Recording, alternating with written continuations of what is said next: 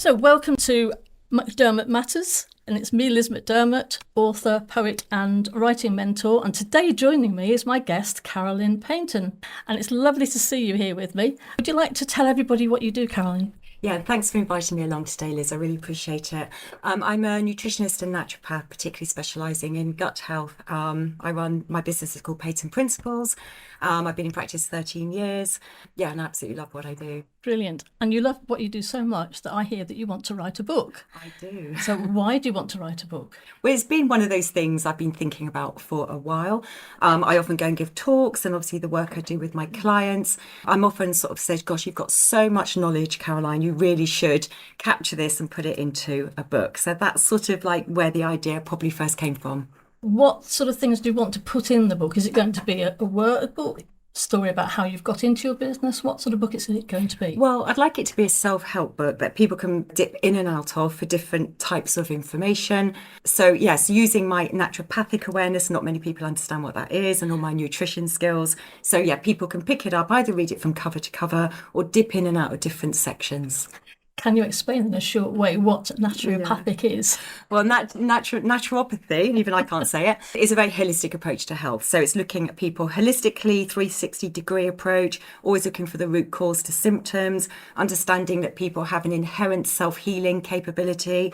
Given the right tools and techniques, you're able to bring the body back into balance. So that's it in a nutshell. Brilliant. That'll help our listeners to know what you're talking about.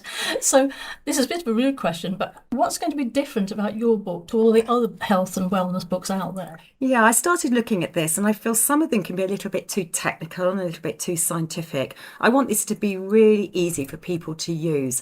I sort of try and pride myself in the fact that I can explain things in a really straightforward manner, to put technical information across in a very simple ways that people really understand it. So that's what I'm hoping to achieve. So when you have your book, will there be exercises and activities for them to work with it being a help book? Yeah, that's what I'd like to do. I'd like there to be checklists and maybe some self-help sheets that people can use. I'd like a section on recipes. People always seem to like recipes, so I'll always make sure there's a bit about that. I think people would be disappointed if they got a book that didn't have some recipes in there as well. That sounds really exciting. So do you like reading books yourself about health and wellness, or do you just like reading lots of different types of books? I do. I just wish I had more time. There's always a time aspect to this. A lot of what I tend to do, I suppose, in my subject matter is webinars. So I get a lot of information and webinars that I can attend. I do love reading. I just wish I had more time. But I tend to find novels I only really read when I go on holiday. And then I love to be on a sun lounger and just reading a novel. Okay.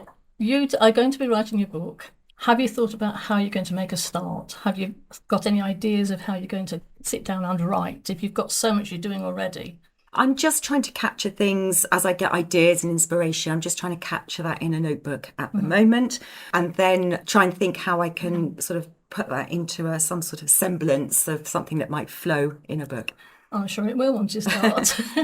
So I'm just going to ask you about something else, because I know when you're working that your downtime is also very important to you. And I seem to remember that you have somebody very special that you like to go and visit in your downtime. Yeah, not my husband. It's my horse.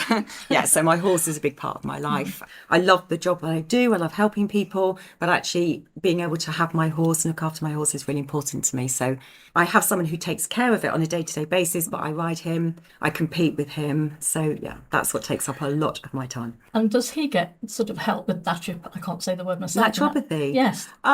Do you know what? Vets are a little bit more open-minded to using homeopathic remedies and herbs and things like that. So I don't suppose the word naturopathy would ever cross their minds, but sometimes a little bit more of a natural approach would be considered by a vet. Yeah.